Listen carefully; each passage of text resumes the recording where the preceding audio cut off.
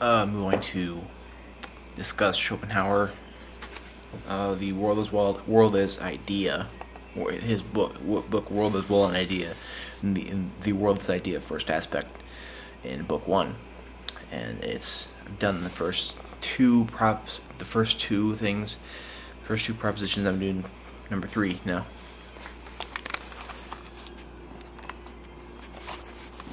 Now, I apologize, I haven't read this in a while. I read this exclusively a while ago, so I apologize if I don't just come out with this stuff spewing my opinions and stuff. The difference between the intuitive and the abstract is the chief factor in our distinguishing between our own ideas. Abstract ideas constitute just one class of ideas, namely concepts. And on Earth, these are the property of man alone. The capacity for these, which distinguishes him from all the animals, has always been called reason. So yeah, first of all, I think that's definitely a good way to distinguish animals from humans. Is that in his primacy of the will of self-consciousness, which is a different chapter of this book, World as Well an Idea, he talks about the intellect and how us as humans, our intellect is more, and I think reason would be a good thing to discuss as part of that intellect. Is that the animals are just this thing doesn't really have that much reason. It's just sort of instinct. It's instinct to eat rats and to poop and drink water and all that stuff. It's just sort of whatever. And it's just I think saying the reason is what makes us at the top is a good way to talk about that. Most animals don't. Animals don't have reason. I can't imagine an animal having reason.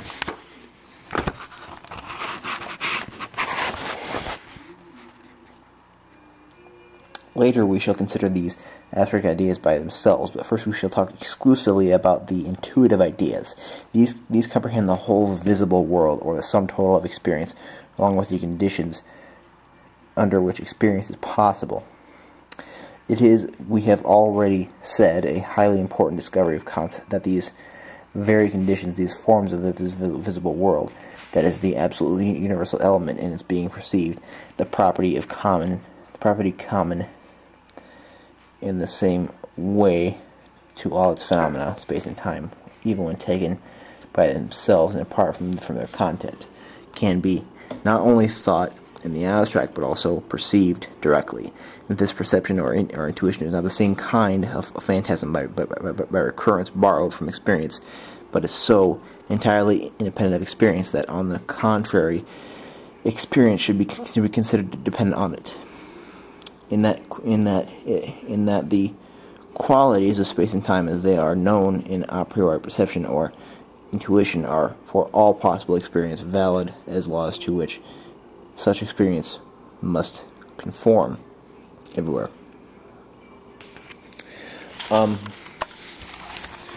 So he's talking about intuitive ideas. He's making the distinguishing marks of our ideas as the British empiricists do. Berkeley, Hume, and Locke. He's talking about abstract ideas and intuitive ideas. Intuitive ideas comprehend the whole visible world, or the sum total of experience, along with conditions under which experience is possible. So we're talking things that are a priori, which means the spatial-temporal sense, the sense of space and time. And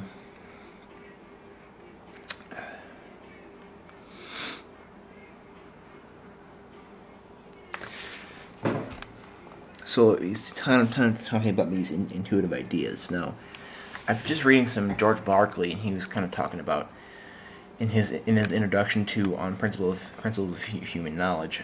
He was kind of talking about the difference between intuitive and abstract ideas, and I don't know. I want to consider this intuitive perception as think about things that are abstract. This is something that is intuitive, something that we can have full understanding of.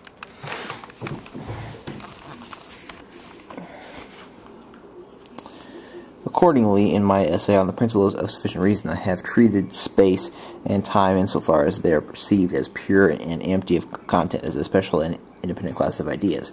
Now, this quality of the universal forms of intuition, as discovered by Kant, that they may be perceived in themselves and apart from experience, that they may be known by conformity to law, on which mathematics, which is with its infallibility, is based, is certainly very important, but no less remarkable is the other quality of time and space, whereby the principle of sufficient reason, which determines experience as the law of causation and of motive, and determines the thought as the law of the basis of judgment, appears here in quite a special form, to which I have given the name ground of being.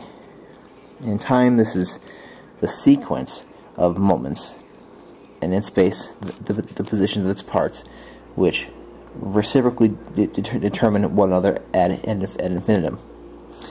So he's kind of talking about this ground of being. He's talking about this ground of being here.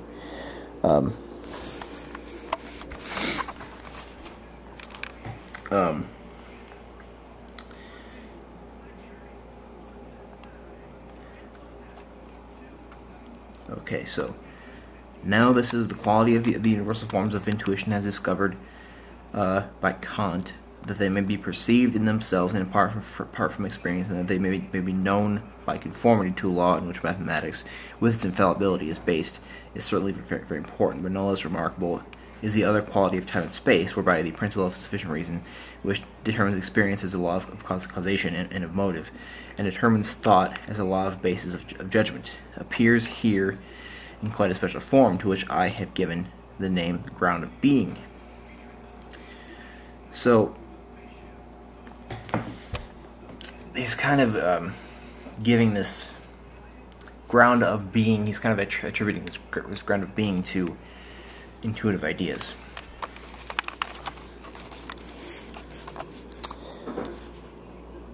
Anyone who from the introductory essay has clearly seen the complete identity of the content of the principle of sufficient reason, despite the variety of its forms, will also be convinced that to know the very simplest of these forms is important to his insight into his own inmost nature. We recognize the simplest form of the principle to be time.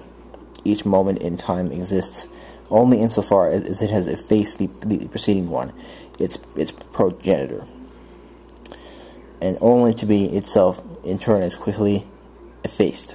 The past and the future, if we may disregard the consequences of their contents, are empty as a dream, and between them runs the present as a mere boundary line without extension and without duration.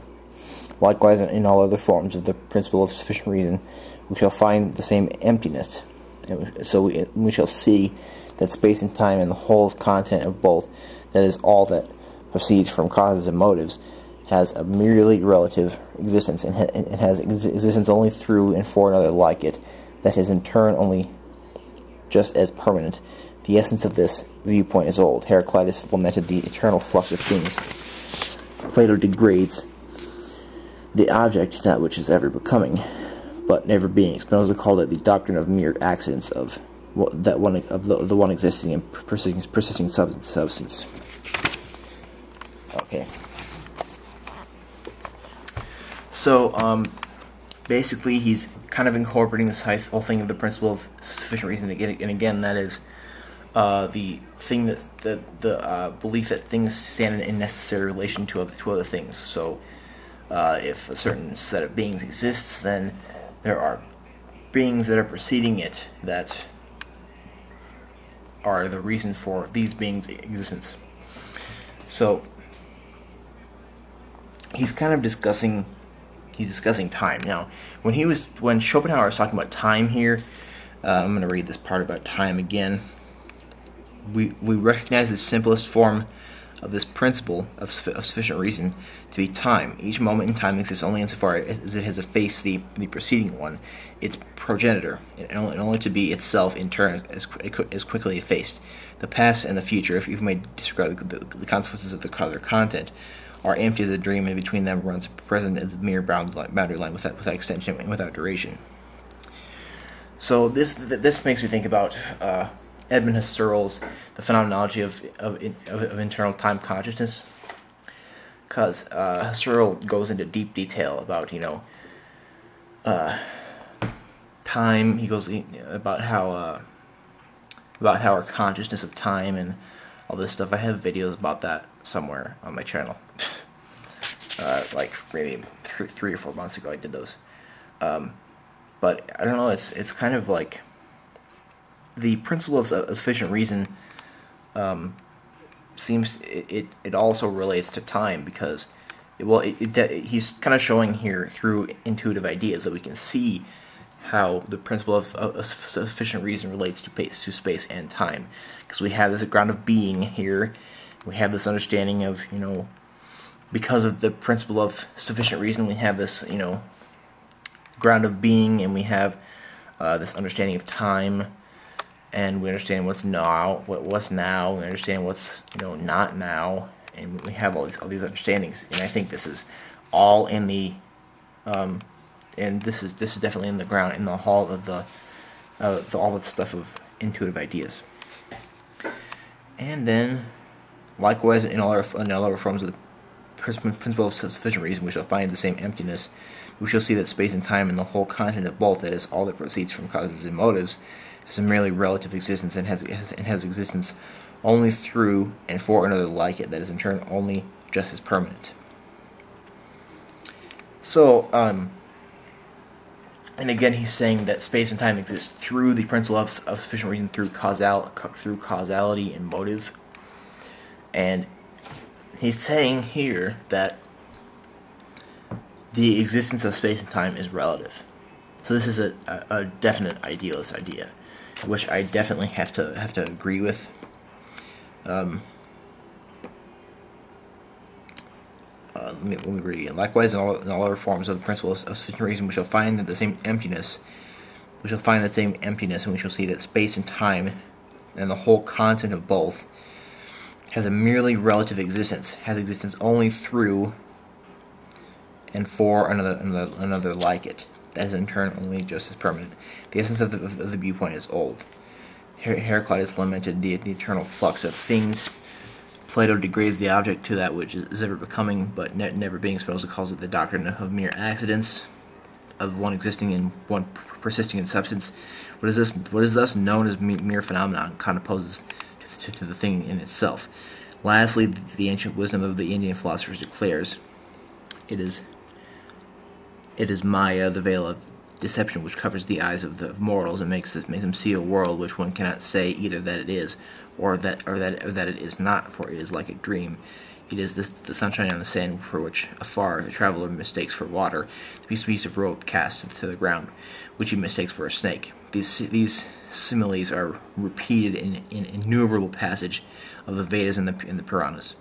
But what all these thinkers mean, and what they are talking about, is nothing more than what we too at this moment are considering: the world as idea subordinated to the principle of sufficient reason.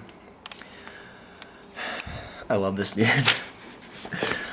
I love this. This third thing is just amazing, because he's talking about, even though we have these intuitive ideas, though he's still explaining this. He's explaining these intuitive ideas, while at the same time saying that these are subject to the principle of sufficient reason, and it is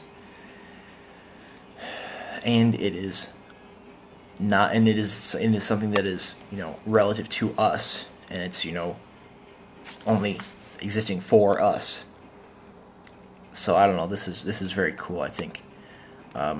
So he kind of is ending. He ends the third one here by just talking about how, even though we have the principle of sufficient reason, we have space and time, we have all these things of what we think to exist, but he's ending still and is very convincing in saying that these are all merely ideas, and that we can't that we can't prove otherwise, and that probably is not otherwise. And Next, I'll probably, in the next couple of videos, I'll do number 4, and I'll do number 9, and then we'll go to the standpoint of idealism. So, I'll see you then.